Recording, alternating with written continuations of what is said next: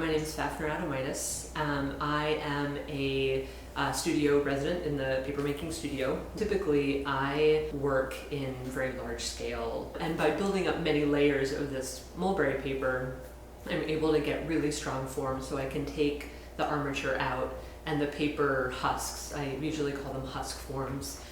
They can actually hold themselves up. And here, what I'm doing is really different because I'm actually using an armature. I'm using mostly wire and string as armatures, but I'm covering those forms with paper pulp. So it's a process of repeatedly dipping the forms in a vat of paper pulp so it builds up a shape rather than the kind of paper mache technique that I've been using in the past. There's an improvisational quality to it, but also like a collaborative quality. I have a hand in making the final shape, but the paper in its drying process, it's also kind of has its own hand in it too.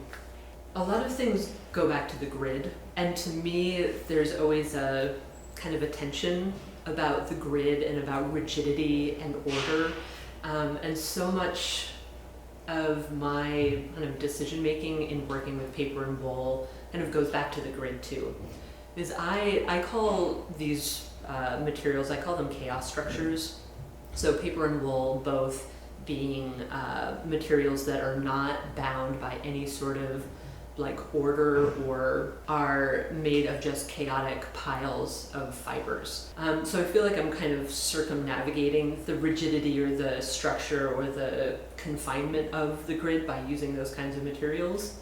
So working with chicken wire, or I have a variety of like garden netting, and I'm not sure even what some of these materials are called, but they're all based on a grid in whatever kind of material, either wire or plastic.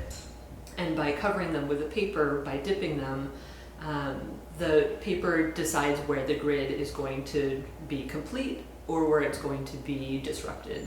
So when I went to the Art Institute of Chicago, I was in the Fiber Material Studies department there. And a major focus for that department is thinking about the history and the sort of critical thinking around making and materials. But I was also sort of finding my own vein of research. There's this idea of transgenerational epigenetic inheritance. So this is the theory that traits and traumas can be imprinted in your DNA and then passed down to future generations. So things that my grandmother or great-grandmother may have experienced in her life are somehow part of me. And a lot of what I do is coming from that place and thinking about sort of reserving space for talking about trauma, reserving space for talking about hard subjects in general. What I've been doing here feels really different to me. I mean, physically they're very different, but I think that there's still a kind of impact that relates back to these ideas and of thinking about the kind of chaotic quality of trauma, especially with the repetition of a lot of the processes that I do, that physical way that I am repeating the same motions. I like having my physical body being sort of part of that. I'm still kind of writing and sitting with them and kind of meditating on, these ideas and how they fit into the bigger picture. But it felt really natural to me to start working in these kinds of forms and like creating these sort of pyramid and triangular kind of stands for some of them as well. It seems to make sense.